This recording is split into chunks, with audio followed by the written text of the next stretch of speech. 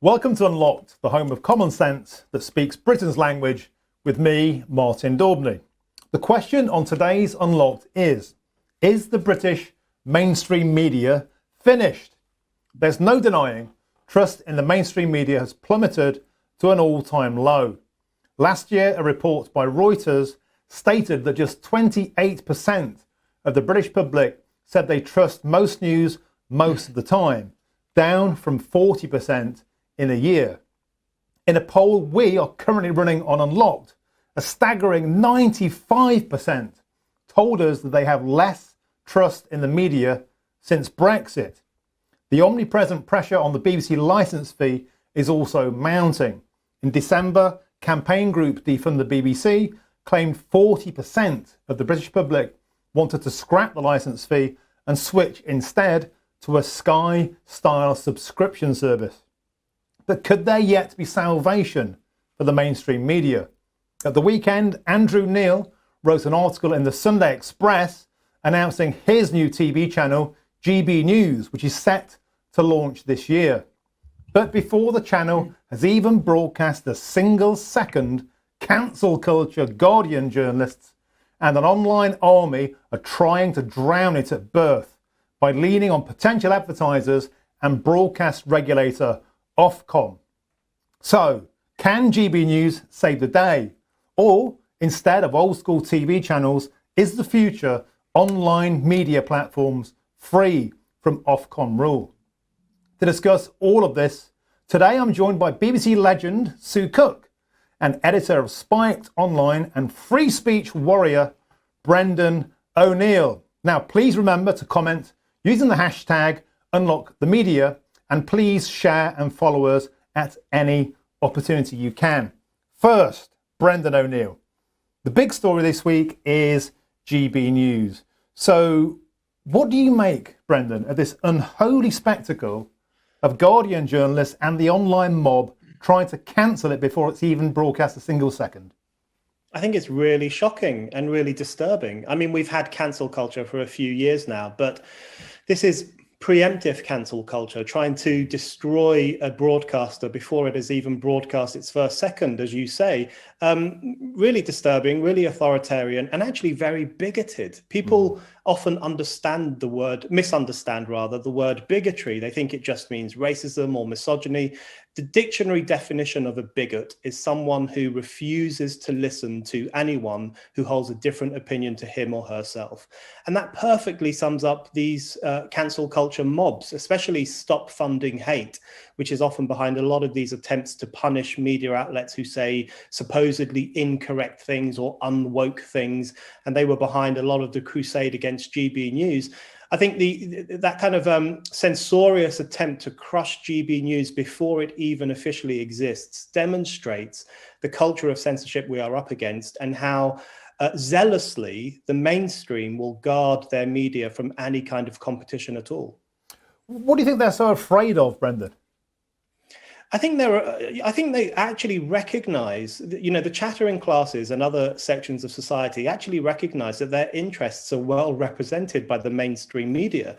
So that there's a lot of self-interest here. And I think a lot of these people sending out tweets or threatening to cut off their mobile phone contracts if their mobile phone provider advertises with GB News, the people doing all this stuff, I think they instinctively recognize that mainstream broadcasters very well represent their class interests, their political interests, their economic interests, and they don't want anything to threaten that. They know that mainstream broadcasters like them are pro-Remain, pro-European Union, they're into identity politics, they're kind of soft left, and they hate the idea of this kind of oikish new channel which will dare to speak to people outside of London, people who are non-metropolitan, people who are non-middle class.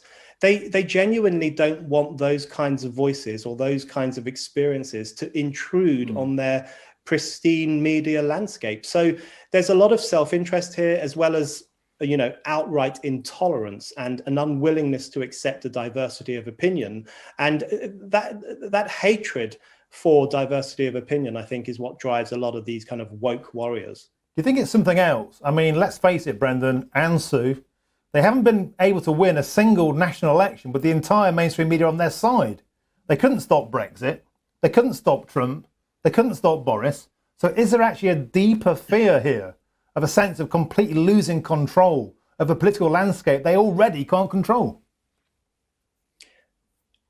I think the problem is that the mainstream media have been towing the line, very neatly for everybody and not rocking the boat and doing what Ofcom has told them and what they're expected to do by the government and SAGE. And this new upstart GB News is not going to be towing any lines. It's going to be plowing its own furrow. And I think that's what they're probably scared of. They don't know what they're going to be saying and they won't be able to control them. So yes, you're right. Okay, Sue, so you're a journalist of 30 years for the BBC from a more wholesome time. What do you make of the unholy spectacle of journalists trying to cancel other journalists? Well, it's just not cricket, is it? It's just not like the old days where we all really support each other. We may have worked for different organisations, but journalists had an understanding with each other. And if you were covering some big story, and we would all kind of move over to make space for journalists from a rival organisation and welcome them in. I don't think I can't understand this new thing of trying to cancel other journalists. We're all in the same boat. We're all after the same stories. We can help each other. The end should be the same, but maybe it isn't anymore. I love your belief in honesty. So it is touching. It's almost Queensberry rules you're talking about. Brendan O'Neill, though, we don't live in an era anymore, do we, of Queensberry rules? I want to talk about Ofcom here and how Ofcom will be weaponised potentially against GB News. Surely the likes of Femi, Stop Funding Hate, they'll be writing to Ofcom every 5 minutes, won't they?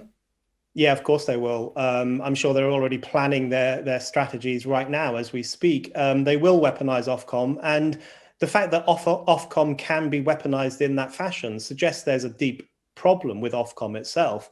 I think Ofcom has become increasingly political, and it now is interested in enforcing an increasingly political form of censorship. If you look at what Ofcom has been saying recently about transgenderism, for example, the suggestion that it is wrong to have both sides of this debate because only one side is correct and the other side apparently are a bunch of bigots, these crazy witch-like women who dare to believe in biological sex and who think that it's only right that women should have their own spaces. Apparently you shouldn't give a platform to those women. They're nasty, they're horrible, they're evil. These are the kinds of arguments we're hearing from people at Ofcom, and it does reflect the broader woke intolerance of any kind of open debate about gender fluidity and other issues.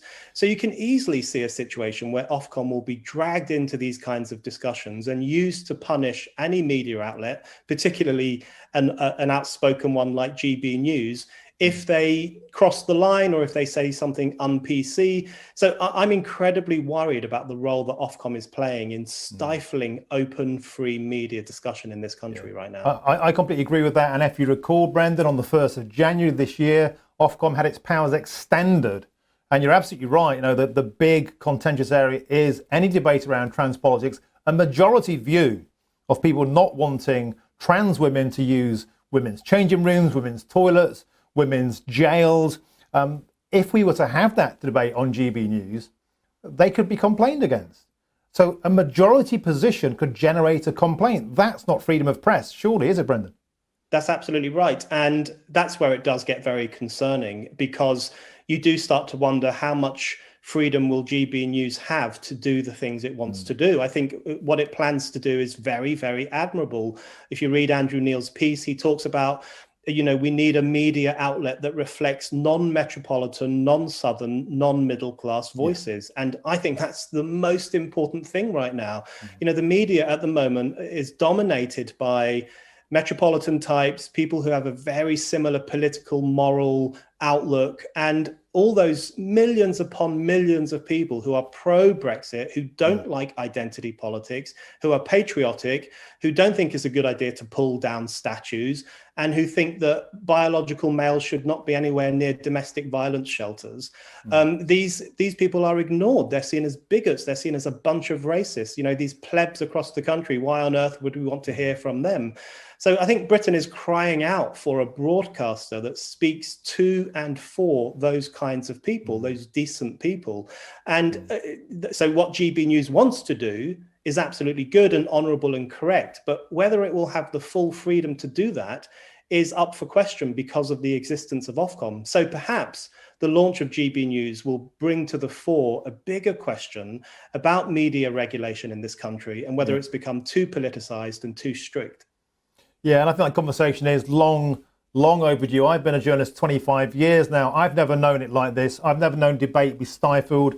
And also, Brandon, you and I have often been the only Brexiteer on a panel for the last 5 years on Sky News, on the Jeremy Vine Show, and BBC Radio, you name it.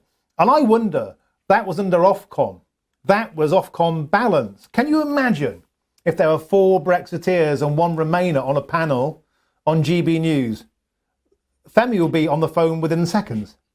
It would not be seen as acceptable at all. But, you know, I think Brexit was a turning point for lots of people in terms of how they see the media, because they watch the news, they watch these discussion programs, and they realized that they just were not representing people's views. You know, there was a wonderful moment in the couple of years after the Brexit vote. I don't know if you remember, but suddenly the audiences of Question Time were full of Brexiteers, full of people who had voted for Brexit, who would put their hand up and make really sensible, really strong, principled points. And they always caused complete horror on the panel because the panel was full of all these snobs who'd never heard from ordinary Brexit voters before. And those kinds of clashes, I think, were very important because, you know, the way in which the BBC essentially became the Brexit bashing corporation and various other broadcasters like Sky News in particular was very hostile to Brexit and still is. There was no media expression of majoritarian public opinion. And that suggests that the media is not working because the media has to speak to and for ordinary people, not just for the well-off upper middle classes or the chattering classes or the media elites themselves. So that is a failure of the media. But instead of recognizing their failures, what the media is now doing is doubling down on their stranglehold over public discussion and trying to crush this new competitor, GB News. So they're making mistake after mistake, and we really need to throw open the mainstream media to mainstream voices. Okay, superb point. Now, one final point I'd like to make. We've had some feedback on our poll, and I want to talk to you guys about the mainstream media's representation of the COVID pandemic. When I asked people why they were losing faith in the mainstream media, aside from Brexit, has been the coverage of the pandemic, which many people feel has been entirely one-sided, hysterical, and frankly terrifying. Mark Campbell here, Brendan, and Sue Kirk saying, forgetting Brexit, the whole pandemic has highlighted just how awful a large majority of our journalists are. And when I look at the advertising spend I mentioned earlier, £150 million of money from Public Health England has gone to the mainstream press across every sector. PHE is now the biggest single advertiser in all of the United Kingdom in the media. Brendan, is this money buying silence or compliance around COVID? Is it completely stifling the debate? Well, that's a very interesting question, and that's a very interesting statistic. I didn't know that at all. My concern would be, I don't think it would need to do that. That's the most worrying thing for me. The most worrying thing for me is that I don't think the government would need to buy the media off. I think the problem is within the media itself, where there is a culture of conformism. There is a culture of fear-mongering. Some media outlets love to whip up panic and dread about all sorts of political or social problems, whether it's climate change or COVID-19 or whatever else it might be. The media has this kind of thirst for scary stories. And they like the power that they've had over the past year, because over the past year, the media have had an extraordinary amount of power to really run with this terrifying narrative, to chastise anyone who dares to question the lockdown, who are now subjected to really awful witch hunts. You know, they're called COVID deniers and liars and granny killers and all sorts of things. And of course, the media was also at the forefront of making fun and reprimanding people who went outdoors too often, who crowded into parks, who went onto beaches. So I think the media has really enjoyed the power it has had during the COVID period to push its own agenda and to assert its authority over ordinary people. So I'm not even convinced the government would need to buy the media off. I think the media has quite willingly gone along with the government's narrative and, if anything, exaggerated it and pushed it even further. Okay, Sue Cook, can I cut to you? Before I ask you, Sue, you know Andrew Neil, you worked with him over the years. Before I ask you how you think he's going to fare at GB News, I know, Sue Cook, you've been very outspoken voice during the pandemic. What kind of a pandemic do you think the mainstream media has had, Sue Cook? Well, as Brendan says, it's given them a sense of power, I think. But that's paradoxical, because in the way they haven't had any power at all. They've just been doing as they were told. They've followed those Ofcom directives. And incidentally, I think we should have a regulatory body. I think it would be good to have a regulatory body across the media, but one that isn't prescriptive, one that just looks out for values, good values, truth, telling the truth, not slandering people, good ethics, that sort of thing. And anybody crossing that line should be punished, but they should not be prescriptive and they should not have opinions. And the other thing is, I don't know if they've got it here actually. Do you remember when Sage first set up?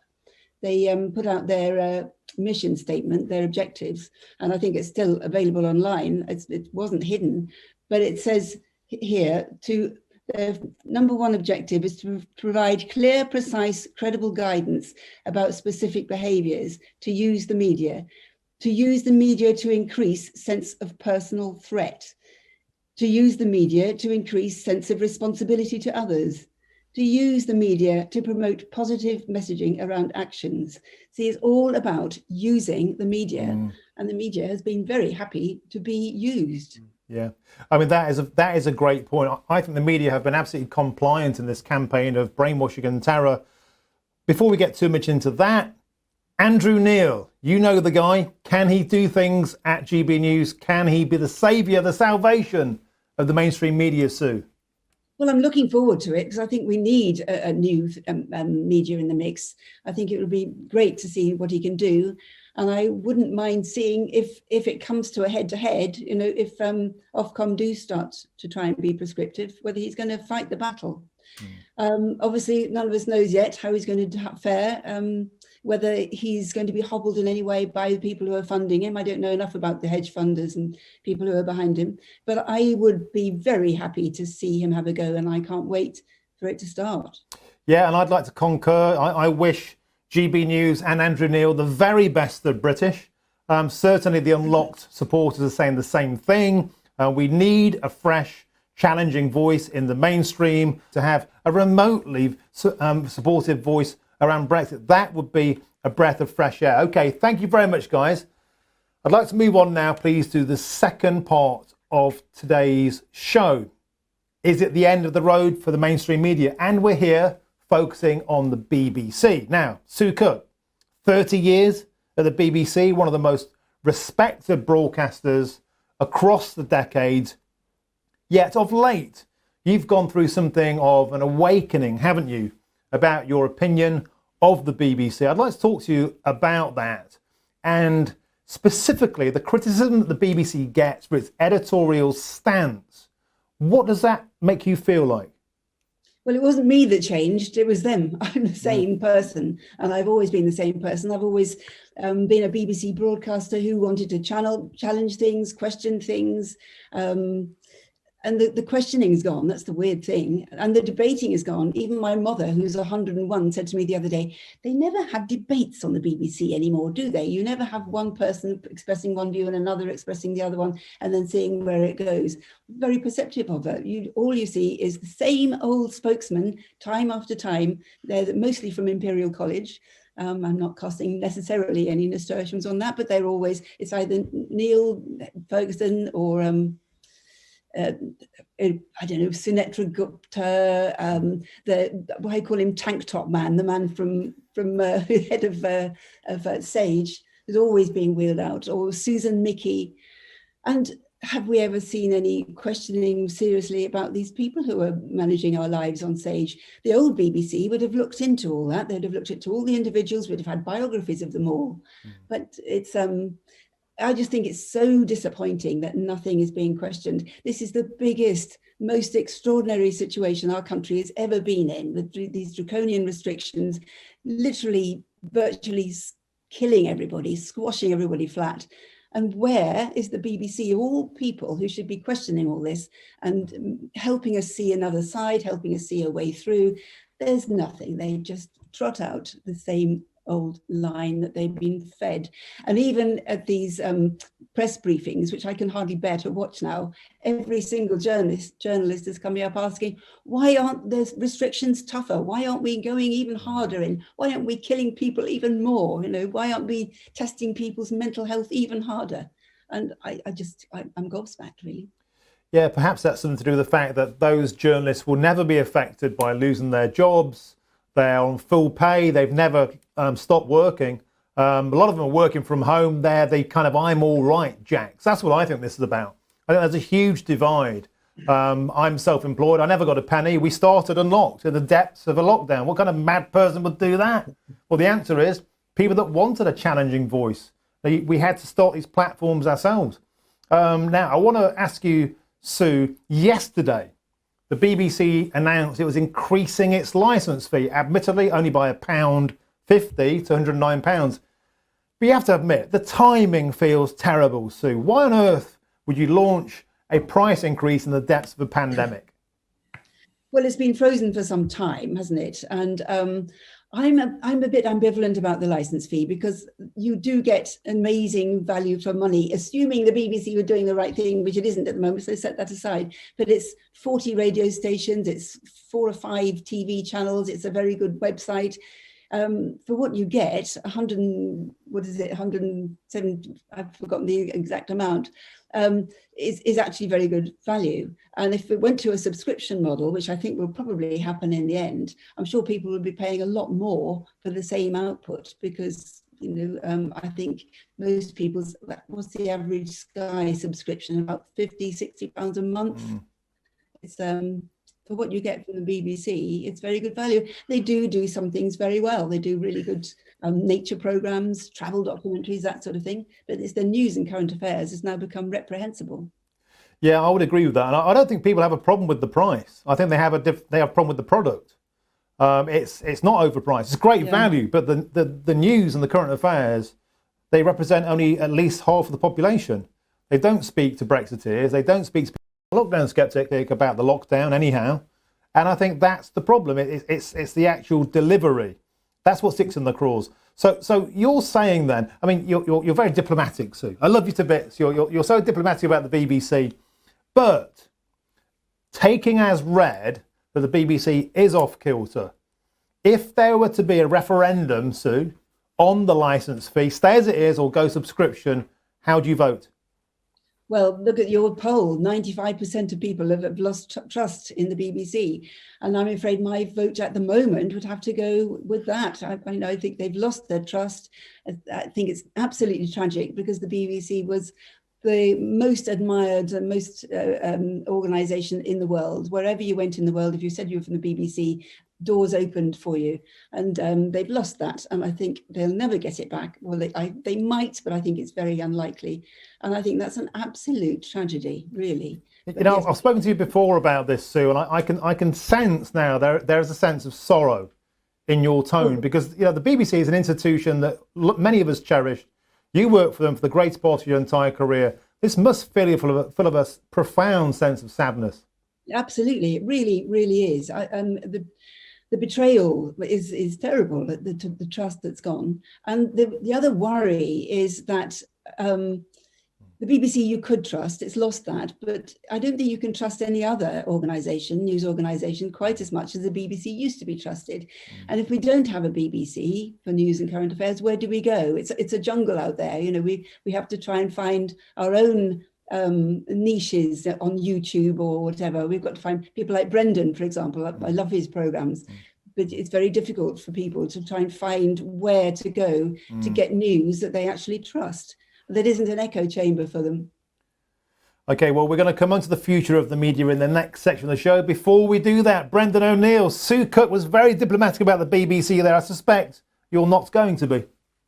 Well, I'm not going to be, no. But before that, I would like to say that I actually think the idea of a public broadcaster is a good one. The idea of having a media broadcaster that is slightly above the fray, which speaks to the nation, which adheres to a different standard to other broadcasters, which I think should be as free to be as rowdy as they want.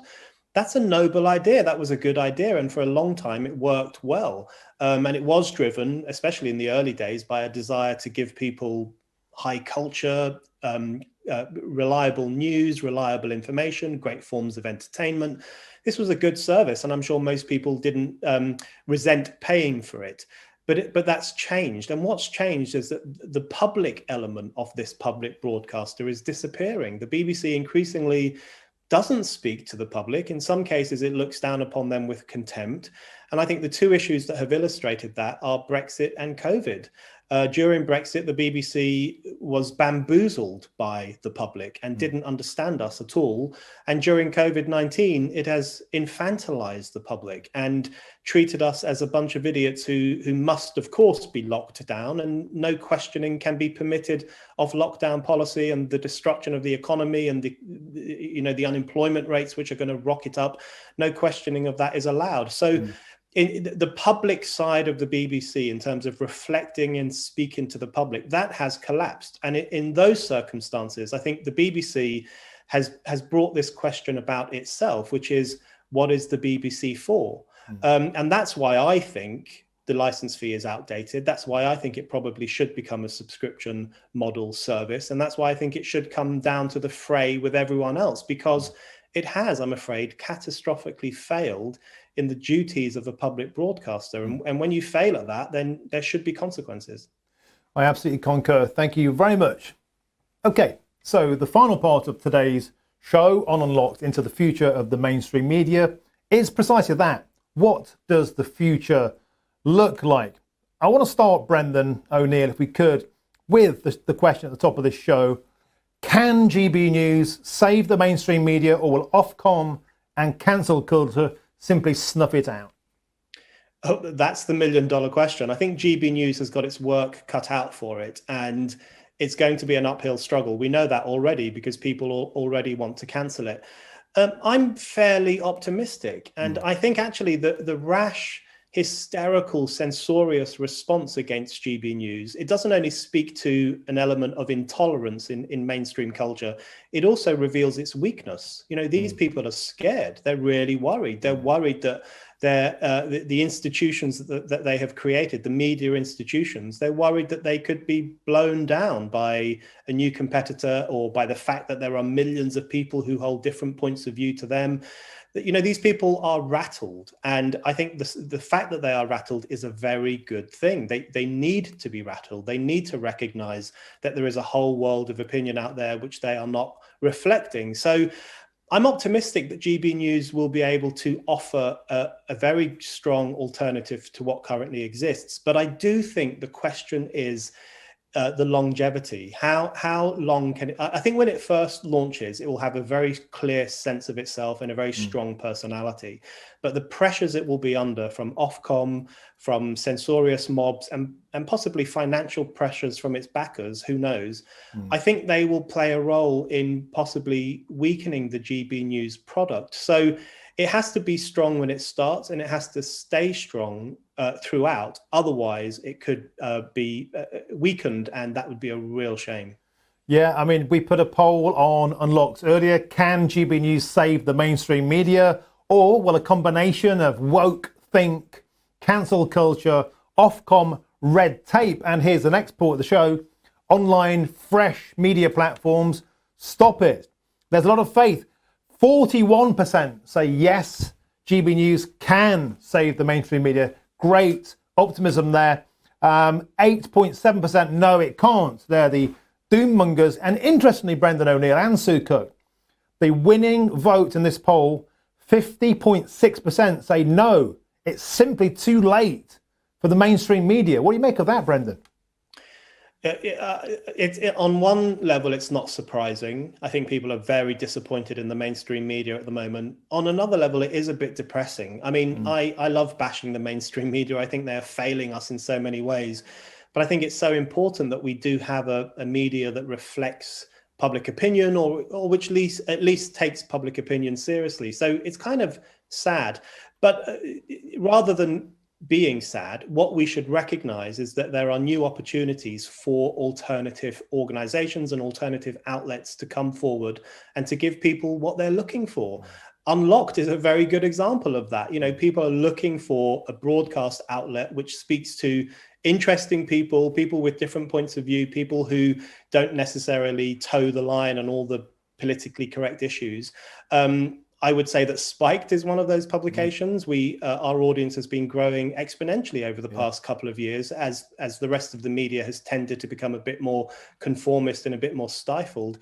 So, and of course, there's GB News, which is a very exciting prospect. So I think rather than getting down about the fact that the mainstream media is not very representative or that people are losing faith in it, what we should be excited about is the opportunity this creates for the emergence of new outlets, new voices, new opinion-forming publications, which I think over time could really start to become the dominant force. And that to me is incredibly exciting. Yeah, I agree with that. I think an increasingly fragmented media is actually a hugely exciting prospect. I love the idea of different splinter cells kind of forming collectives for change. I mean, I can't think of anything worse, Brendan, than being Ofcom regulated. And why would you step into that bear pit when the odds are so stacked against you?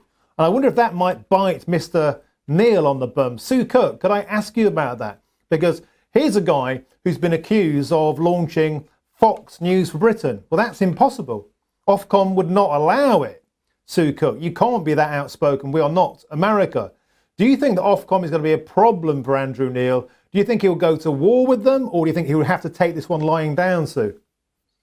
Well, for a start, I don't think it's going to be Fox News. I don't think it's going to be Foxification at all. Yeah. I think really Ofcom, as I said before, I think it would be quite nice if Andrew Neil can go head to head with Ofcom as it is now. Ofcom is a good organisation to have when it's just a policeman on ethics and values, but it should not be telling people what to say and what not to say. And I would really like a test case as soon as possible from GB News. Although, you know, I don't want them to have a shaky start. I think Brendan's right. I think it will be a strong start. Unlike satellite broadcasting, I remember the days of BSB and Sky when they first started, had a very, very bumpy start and lost loads and loads of money. And in the end, amalgamated and still lost loads of money for many years, but they're probably still losing money now. I don't know, Brendan probably knows more than I do. But I do hope that GB News is a good, strong MSM, because apart from anything else, although it's nice to see fragmentation, it's nice to see different opinions and different platforms, I also think it's nice for people to have a shared experience. I think it's nice for people to feel that there is a media, that they are a channel that they are all watching, and they all feel that is part of their experience of life. I just want to read out a couple of responses that we've had from Unlocked on our poll. It's been a hugely involving poll, and please, thanks for getting involved. You can get involved across all of our social media platforms, drop us a follow, and you can even become a supporter of Unlocked by clicking on the blue support button on Facebook at Unlocked United Kingdom. A comment here from Karen. Looking at the responses to your poll, people really hope that GB News will save the day, but they are sceptical that it will make much of a difference. I believe that GB News is the very last hope for sanity to return to our country and our media. Good luck, Mr. Neil. That's a positive comment. Unlike the comment from Nigel. I don't want the MSM to be saved. I want it to die a slow and painful death. Well, Merry Christmas to you as well, Nigel. Brendan, what do you make of those two comments? It seems here that people, and certainly I hear this all the time, and no doubt so do you, a lot of people feel so cheated and betrayed and let down and pilloried and reviled by the mainstream media since Brexit and during COVID. There's no love left for it. Yeah, people are really angry with the mainstream media, and I understand that perfectly. It makes sense. You know, the mainstream media has looked down its nose at many people over the past few years, particularly in relation to the issues of Brexit and COVID. I think they have been such eye-openers for many people who switch on the news, and all they hear every day is how destructive they have been because they voted for Brexit, how disgusting and diseased they are if they go outside when they shouldn't be going outside during the COVID pandemic. Who wants to switch on the news and be told that you have destroyed your own country by voting for the supposedly wrong thing, and you're going to kill other people if you don't adhere to all the rules religiously? This is patronizing, sneering stuff, and people don't like it. And whenever I bump into people or meet people, which is obviously less frequently today than it was in the past, the thing they always say to me is, God, I hate the media. Or I'm sure you get this as well, Martin. They say, I'm so glad when you're on the media because that's a different voice and I recognize it. And so people are very angry with the media, and I understand why. But I agree with Sue. I wouldn't dance on the grave of the mainstream media, because I do think it's good to have big media outlets that are watchable and interesting and which bring people together, 2 million people, 5 million people, however many it might be, into a common experience of listening to the news, hearing stories, hearing opinions, and so on. So if we can create something else that does that, like GB News, I think that's a very positive thing. So my view is, I perfectly understand why people are irritated by the mainstream media, but I don't think we should throw the baby out with the bathwater. And GB News, I think, will be a very positive experiment, and I'm certainly wishing it well. Brendan O'Neill, Sue Cook, I agree. I'm a grizzled old campaigner, but my heart isn't fully blackened yet. I really do wish GB News the very best of British, the very best of luck. I really hope it does a great job. I fear they'll need deep pockets, and I fear that the cancel culture mob will be after them from the very start. And even more so, I've seen the BBC move into spaces very quickly where competitors become nimble and good. I've seen it in magazines, I've seen it in local newspapers, and I think we could see it again. The BBC might have been, the BBC, Brendan, the BBC, Sue, they might actually get pulled in the right direction by this. They might stop calling us fascists. They might stop calling us Nazis. They might get more than one Brexiteer on a panel. Sue Cook, let's look on the bright side. Glass half full to end the show. Sue Cook, how optimistic are you about the media landscape in Britain? Well, that would be the best outcome possible, wouldn't it? To have GP News that's really successful and really gets everybody going, and it gets everybody to, but also ups the BBC's game as well. So I'd love that. But in the meanwhile, we've got Spiked and we've got Unlocked. Beautiful. Thank you. GP News, go for it. Beautiful. And Brendan O'Neill, final word to you. An optimistic note to end on, please, sir. I'm very optimistic at the moment. I mean, I know we're all in lockdown, and apparently if you go outside, you'll kill people. And all of that is very depressing and hysterical and dangerous. All those messages we're getting, I think, are very destructive of social solidarity, the economy, jobs, etc.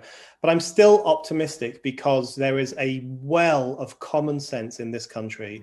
We saw it with the vote for Brexit. We saw it with the way in which people responded to the pandemic in a civilized fashion. They also maintained an element of skepticism, many people did, about what they were being told.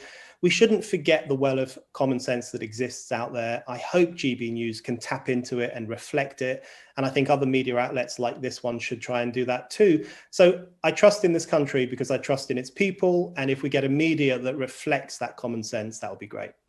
A superb note to end today's show. Thank you very much to Brendan O'Neill, editor of Spiked Online, and BBC legend Sue Cook. Thanks for watching Unlocked.